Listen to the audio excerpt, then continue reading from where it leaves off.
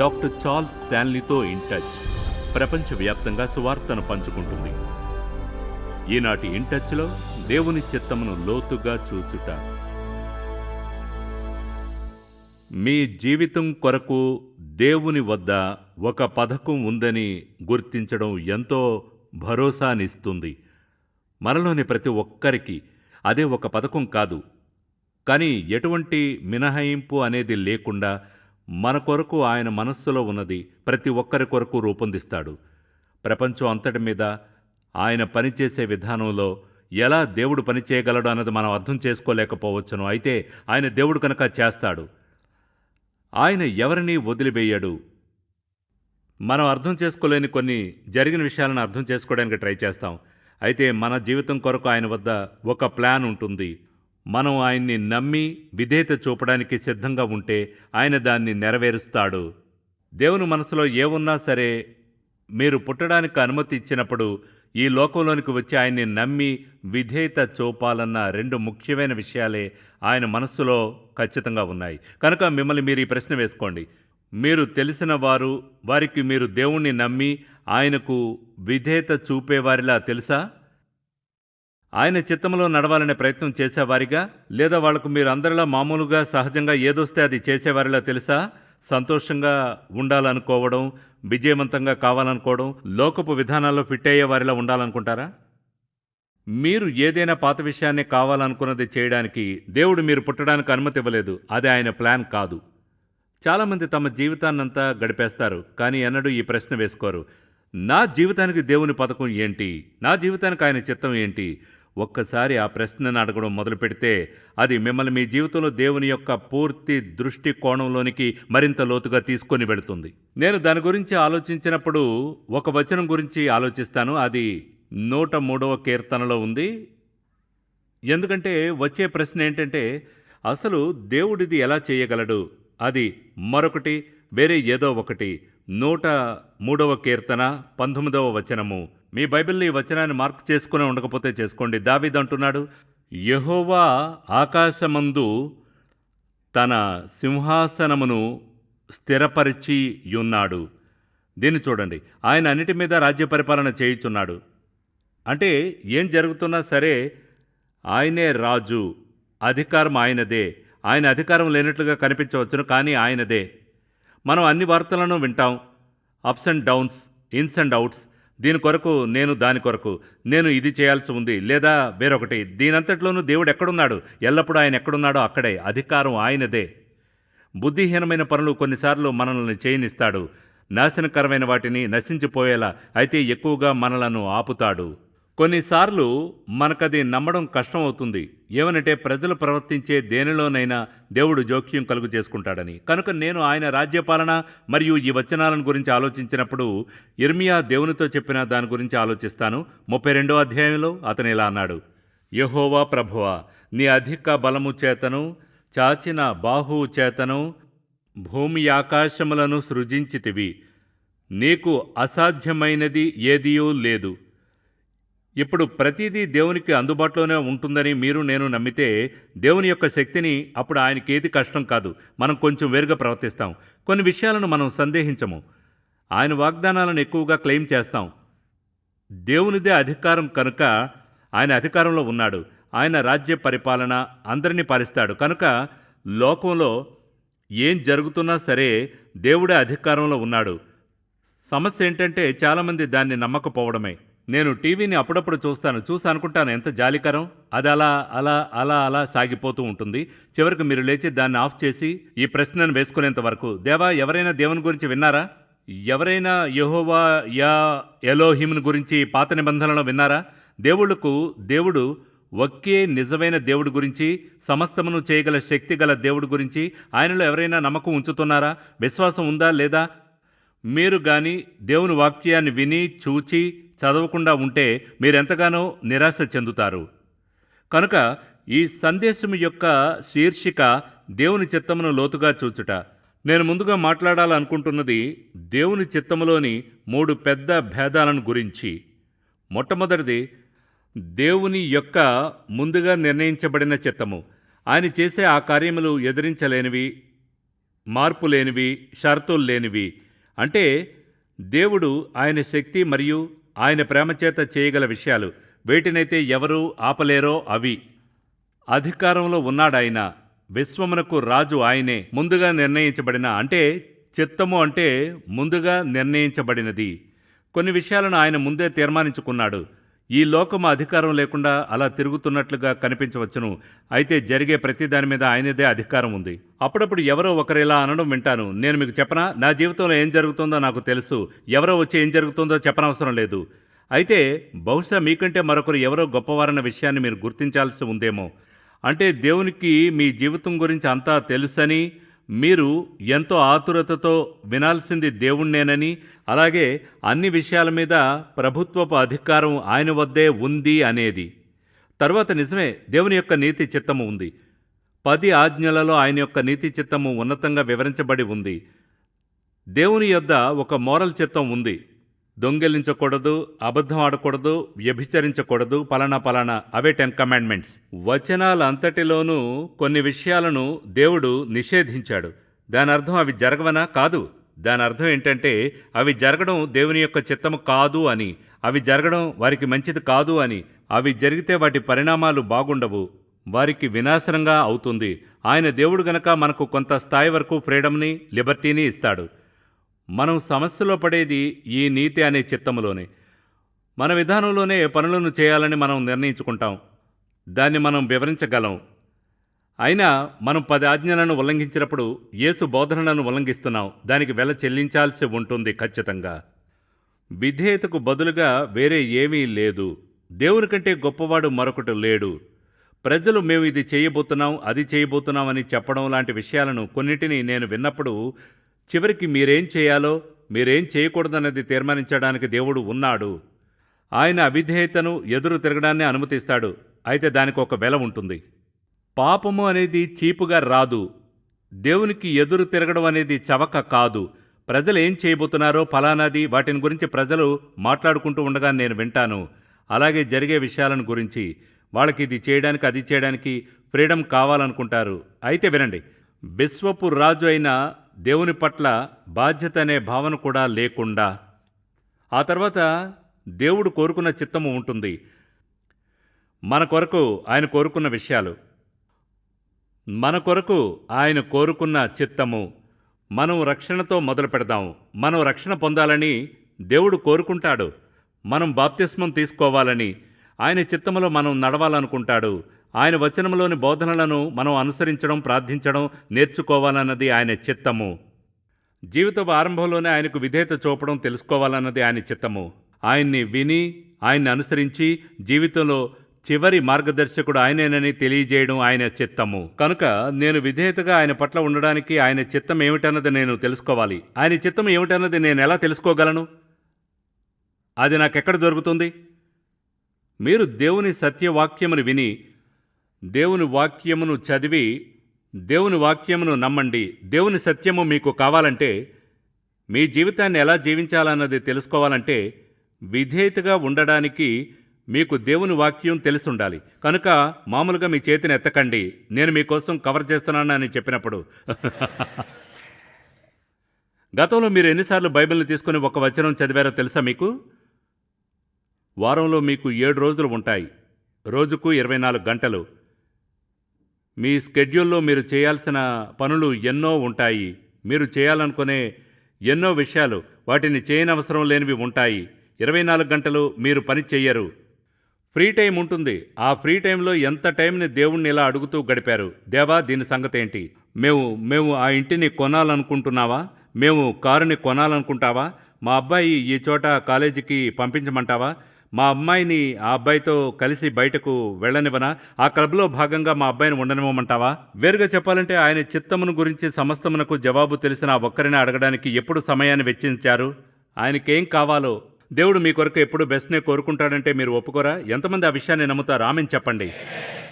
ఆయన ఎల్లప్పుడూ మీకు ఉన్నతమైనదే కోరుకుంటాడు. మీరది నిజంగా నమ్మితే ఆయన్ని ఎందుకని అడగరు? ఆయన్ని అడగకుండా ఎందుకు అన్ని నిర్ణయాలు తీసుకుంటారు? దీన్ని చూడండి, ఆయనకు చిత్తం ఉంది. ఒక సంకల్పం, పథకం ఉన్నాయి. జీవితంలోని ప్రతి ఒక్క స్థితిలోనూ మనకేది బెస్టో అది ఆయనకు తెలుసు. ఆయన్ని అడగమని ఆహ్వానిస్తాడు. అడుగుడి మీకు ఇవ్వబడును, వెదుకుడి మీకు దొరుకును, తట్టుడి మీకు ద్వారము తెరవబడును. దేవుడు ఆయన చిత్తాన్ని మనకు చూపడానికి సిద్ధంగా ఉన్నాడు. ఆయనలో మనకున్న నమ్మకం ఇదే, ఏంటంటే మనం ఆయన చిత్త ప్రకారంగా ఏది అడిగినా ఆయన దాన్ని వింటాడని. ఆ విధంగా మనం ఆయనను వేడుకొనినా మనకు కలిగినవి ఎరుగుదుము. మనము దేవుని వాక్యంలోనికి వెళ్ళి ఈ ప్రత్యేకమైన పరిస్థితిలో నన్నేం చేయమంటావు దేవా అని ఎందుకు తెలుసుకోకూడదు? నా నుంచి ఎటువంటి విధేయత ఉండాలి? ఇది దేవుని చిత్తములో ఫిట్ అవుతుందా లేక ఫిట్ అవ్వదా? ప్రజలు అంత లోతు అప్పుల్లో మునిగి ఉండడానికి కారణం ఏంటంటే దేవుని చిత్తాన్ని అడగకుండా ఖర్చు పెట్టడమే. వినండి, ఈ దేశంలో ఇది పెద్ద సమస్య. అప్పుల్లో ఉండడం అనేది పెద్ద పెద్ద సమస్య. మీరు అనొచ్చును, అయితే దానికి బైబిల్కి సంబంధం ఏంటి? మీరు చదవడం ఆరంభిస్తే మీరే తెలుసుకుంటారు. డబ్బును గురించి, అప్పుల్లో ఉండకుండా ఉండడం గురించి దేవుడు ఎంతగానో చెప్తాడు. ఒక పాపం మరొక పాపానికి దారితీస్తుందన్న దాని గురించి ఆలోచించినప్పుడు దేవుని వద్ద మన కొరకు ఒక చిత్తము ఉంది. ఆయన చిత్తము ఎప్పుడూ మనకు బెస్ట్దే, ఎప్పుడూ ఉత్తమమైనదే. ఆయన అవును ఉత్తమమైంది, ఆయన కాదు ఉత్తమమైంది. ఎందుకంటే మనం ఉన్నతమైనది పొందాలనే ఆయన చిత్తము. మనం దేవుని చిత్తమును గురించి ఆలోచించినప్పుడు దేవుని చిత్తమే మన కొరకు దేవుని యొక్క బెస్ట్ ప్లాన్. ఇప్పుడు మీరు అనొచ్చును, చూడండి నా జీవితం ఒకలా గందరగోళంగా ఉంది, ఎటువైపుకు తిరగాలో తెలియడం లేదు, కనుక నేను మీకు దేవుని చిత్తపు మరొక భాగాన్ని ఇస్తాను. అది మీ కొరకు ఆయన వ్యక్తిగత చిత్తము. దానిని మనం 3 భాగాలుగా విభజించవచ్చును. ముందుగా అది ఆయన కావాలనుకున్న చిత్తము. అంటే దేవుని మనసులో మీ కొరకు ఏముంది? మీ పేరెంట్స్ ఎవరో నాకు తెలియదు, మిమ్మల్ని ఎలా పెంచారో, అయితే దేవుని మనసులో మీ కొరకు ఏముంది? ఉద్దేశపూర్వకమైన చిత్తము. మీరు అసలు పుట్టకముందే దేవుని మనసులో ఏముంది? మీ యొక్క చదువును గురించి ఆయన మనసులో ఏముంది? అసలు ఆయన మనసులో ఏముంది? ఉదాహరణకు ఆత్మిక వరములను గురించి మీరు యేసుక్రీస్తుని మీ రక్షకునిగా గనక నమ్మినప్పుడు మీరు వినండి, దేవుడు మీరు ఏం చేయాలనుకున్నా చేయడానికి కావలసిన సామర్థ్యాన్ని, తలాంతులను, నైపుణ్యాలను వరాలుగా ఇచ్చాడు. మీరు గతంలో మీ జీవితపు ఆరంభం గురించి ఆలోచిస్తే మీరు దేని గురించి ఆలోచిస్తారు? నేను పెరిగి పెద్దయ్యాక ఇలా అవుతాను, అలా అవుతాను, ఫలానా ఫలానా అని. ఎన్నడైనా దేవుణ్ణి మీరేం చేయాలనుకుంటాడో అడిగారా?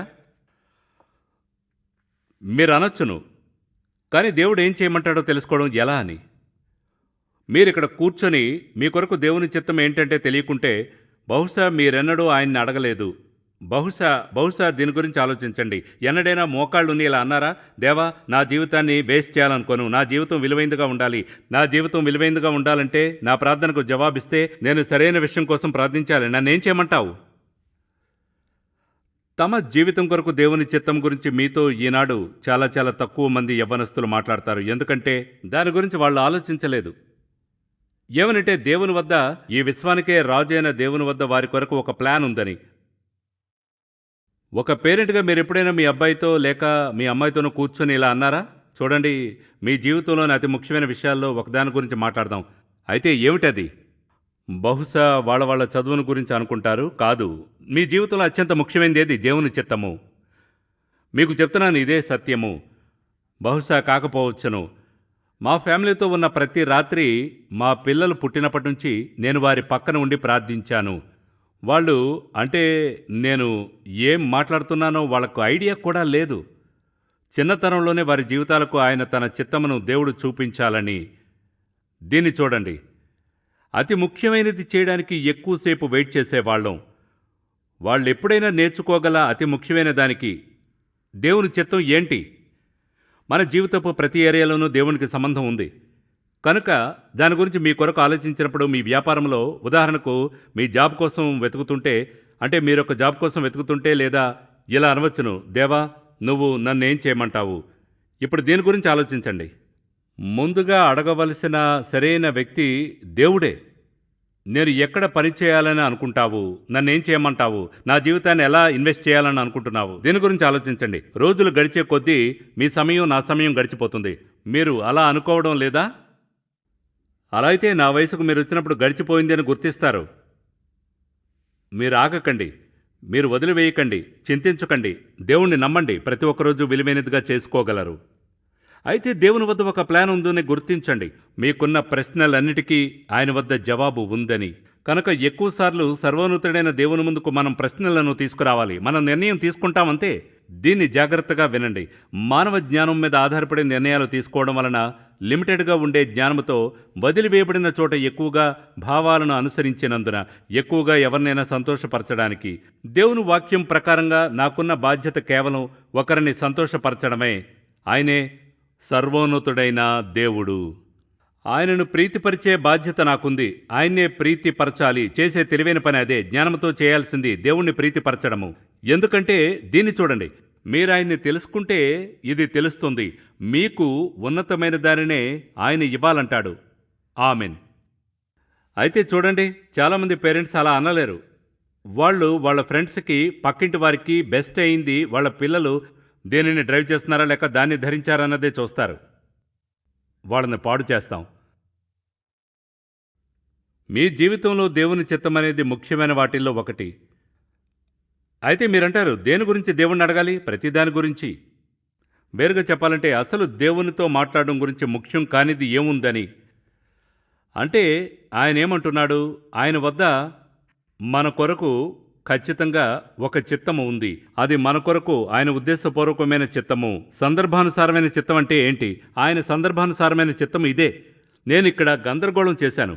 అయితే దేవునితో నా జీవితాన్ని సరిచేసుకుని నా జీవితాన్ని ఆయనకు అప్పగించితే నూతన ఆరంభాన్ని పొందుతాను. ఎందుకంటే సందర్భానుసారమైన చిత్తం ఎందుకుంది? ఎందుకంటే దేవునికి తెలుసు గనక. అందరం ఫీల్ అవుతామని, మనం ఆయనకు తెలుసు కొన్నిసార్లు మనం తప్పుడు నిర్ణయాలు తీసుకుంటామని. మనం మానవులమని ఆయనకు తెలుసు. అందుకని అది ఆయన సందర్భానుసారమైన చిత్తము. ఆయన మనలను బయటకు త్రోసివేస్తాడా? లేదు. మనం మన సందర్భానుసారమైన చిత్తంలో కొదువుతో జీవిస్తాము. ఎక్కువసార్లు తక్కువగా సాధిస్తూ, తక్కువగా తృప్తి పడుతూ, తక్కువ సంతోషంతో, తక్కువ శాంతితో, తక్కువ. ఎందుకంటే ముందుగా ఆయన్ని అడగడానికి ఆగం గనక. ఆయన్ని అడగడానికి ఆగినప్పుడు దాన్ని సరిచేయడానికి ఆయన సిద్ధమే. కొన్నిటిని ఆయన సరిచేస్తాడు, మరి కొన్నిటిని చేయడు పరిస్థితుల వల్ల. కనుక ఆయన సందర్భానుసారమైన చిత్తము, నేనిక్కడ ఉన్నాను, నేను చేసిన గందరగోళం ఇది, నేనింత దూరం వచ్చాను, ఇప్పుడు దేవా ఈ చోట నువ్వు నన్ను ఏం చేయమంటావు? వినండి, దేవుని యొక్క తక్షణ చిత్తము ఉంది. అదేంటంటే ఇప్పుడు మీరు ఏం చేయాలని ఆయన అనుకుంటాడో. మీ జీవితంలో ఇప్పుడు ఆయన చిత్తం ఏంటి? నిన్నటిని మీరు మార్చలేరు. అయితే రేపటికి మీరు ఖచ్చితంగా ఏదైనా మార్పుని తేగలరు.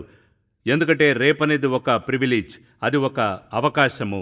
దేవుడు మీకు తోడే ఉన్నాడు. ఆయన తక్షణ చిత్తము. ఈరోజు మీరు ఏం చేయాలనుకుంటాడన్నదానికి ఆయన తక్షణ చిత్తం ఏంటి? ఉదాహరణకు మీరు యాకోబు గ్రంథాన్ని ఒక నిమిషం తీసుకోండి. అందులో ఒక భాగాన్ని మనం చూద్దాం.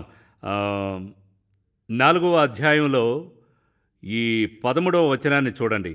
నేడైనను రేపైనను ఒకానొక పట్టణమునకు వెళ్ళి అక్కడ 1 సంవత్సరం ఉండి వ్యాపారము చేసి లాభము సంపాదింతము రండని చెప్పుకుని వారలారా. అది ఈరోజు ప్రజలు అంటున్నట్లు లేదు. ఇదిగో నేనిది చేయబోతున్నాను, నేనిది చాలా బాగా చేస్తాను, రేపేమి సంభవించునో మీకు తెలియదు, మీ జీవం ఏ పాటిది. మీరు కొంతసేపు కనబడి అంతలో మాయమైపోవు ఆవిరి వంటి వారే.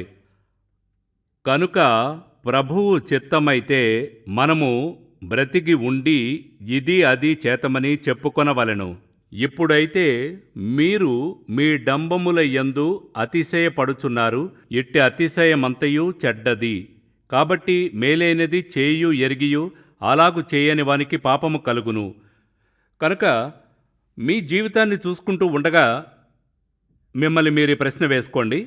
మీ సమయాన్ని ఎలా గడపాలన్న సంగతి ఏంటి? మీ డబ్బుని ఎలా ఖర్చు చేస్తారు? మీ ఫ్రెండ్స్ ఎవరన్నా దాని సంగతి ఏంటి? మీ సంబంధాలు, మీరు కోరుకునే వస్తువులు, మీ సాక్ష్యము. మీరు అనొచ్చును, దేవునికి చిన్న విషయాల్లో ఆసక్తి ఉండదు అంటే వేటిలో? దేవుని వ్యక్తిగతంగా మీరేం ఆలోచిస్తారో, ఏం చెప్తారో, ఏం చేస్తారో, ఎలా కనిపిస్తారో, ఎలా ప్రవర్తిస్తారో అన్నిట్లోనూ ఆసక్తి ఉంటుంది. కనుక మీరేదో వ్యాక్యూమ్లో నివసించడం లేదు. మీరు మీ ఆత్మచేత నివసించబడే లోకంలో నివసిస్తున్నారు. మిమ్మల్ని సిద్ధపరిచిన దేవుని చేత ప్రతిరోజు ఆయన చిత్తము చేయడానికి సిద్ధపరుస్తాడు. రోజంతా కూడా మీరు ఆయనకు మీ జీవితాన్ని అర్పితం చేయడానికి సిద్ధపడి ఆయనకు లోబడితే ఆయన చిత్తము చేయడానికి సిద్ధపరుస్తాడు. మీ జీవితంలోని ఈ పాయింట్లో మీ పొటెన్షియల్ ఏమిటి అన్నది కేవలం దేవునికి తెలుసు. బహుశా మీరు అనుకున్న దానికంటే చాలా ఎక్కువగానే ఉంటుంది. మీరు అనొచ్చు, నేను చాలా తప్పులను చేశానని. తప్పులు చేయని వాళ్ళు ఎవరున్నారు? వేర్వేరు రకాల తప్పులు. ఈ తప్పు ఎవరికైనా విషాదకరంగా ఉండొచ్చును. ఈ వ్యక్తి తప్పు బహుశా దీనికంటే ఎంతో ఎక్కువ ట్రాజిక్గా ఉండవచ్చును. సమస్య అది కాదు. ఇక్కడ ఇష్యూ దేవుడు ఈ మార్గంలో. అయితే ఈ మార్గంలో అది మీరు, నేను, దేవుడు. నా జీవితంలో ఏది మిస్ అవుతున్నా అది ఏమిటి దేవా? నేను దాన్ని ఎక్కడ పడవేసినా అదెక్కడుందో చూపించు. దేనిని ఒప్పుకుని పశ్చాత్తాపడాలో చూపించు. నీకు నేను ఏది సరెండర్ చేయాల్సున్నా ఎన్నడూ ఇప్పటివరకు చేయనిది దేవా నీ ఉన్నతమైనది నాకు కావాలి. మీరు వెనక్కి తిరిగి మీ జీవితాన్ని చూసుకుంటే మీరు టీనేజర్ కాకముందు మీ చిన్నతనపు సమయం నుంచి లేదా దాదాపు ఆ చోట నుంచి వెనక్కి తిరిగి చూసుకోండి ఏ మార్పు కావాలి అన్నది. అందరం బహుశా ఏదో ఒకటి మార్చుకోవాలి, అవునా? అందరం దేన్నో మార్చుకోవాలి. వెనక్కి తిరిగి జీవితాన్ని చూసుకుంటే ఏం మార్చుకుంటారు? రెండవ ప్రశ్న ఇదే. దేవుడు లేకుండా మీరు ఏదో ఒకలా చేయగలరని ఇంత దూరం ఎలా ఆలోచించి రాగలిగారు? దీని గురించి ఆలోచించండి. ప్రభువైన యేసుక్రీస్తుని మీ రక్షకుడిగా జీవితంలో ఎప్పుడు నమ్మినా, బాప్తిస్మం తీసుకొని సంఘంలో చేరినప్పుడు, అప్పుడు ప్రభువుకు మీ జీవితాన్ని అంకితం చేశారా?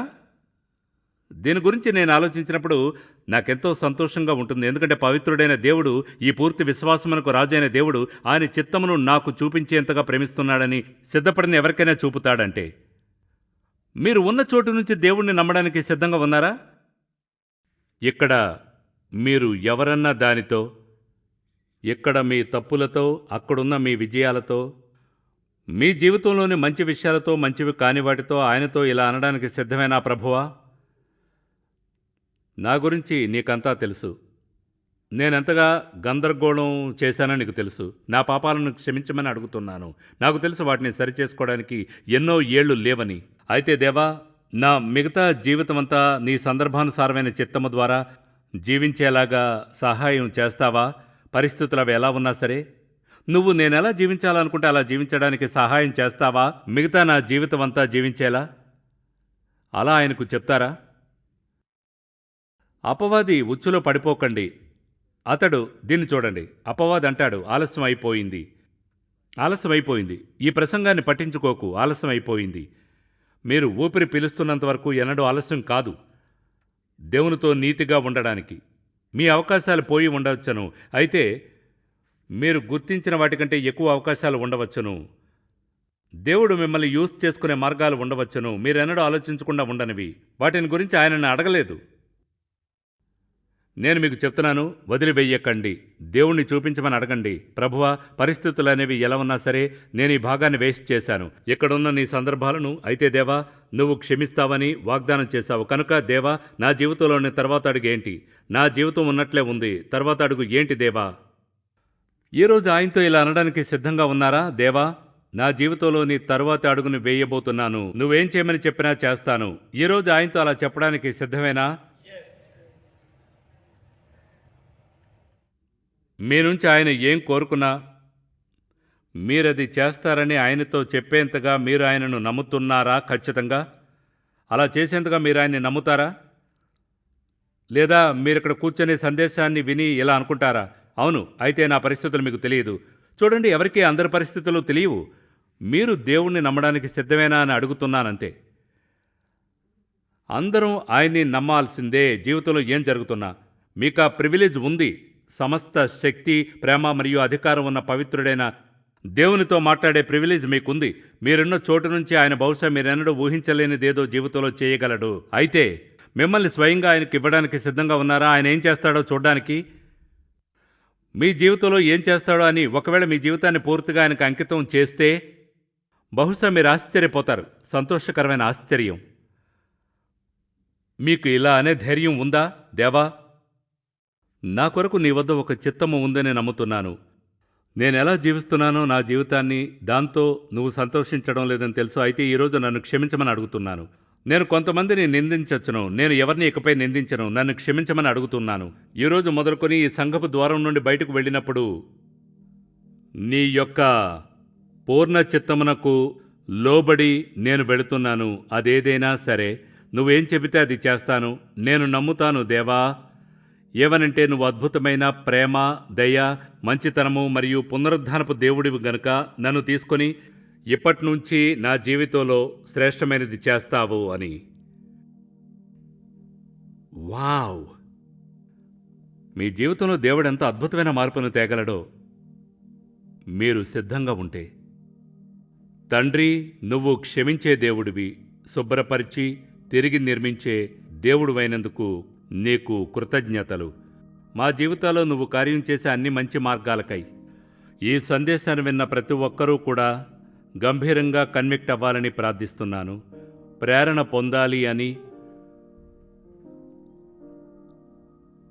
కొందరికి ఇది ఎంతో బాధాకరంగా ఉంటుంది.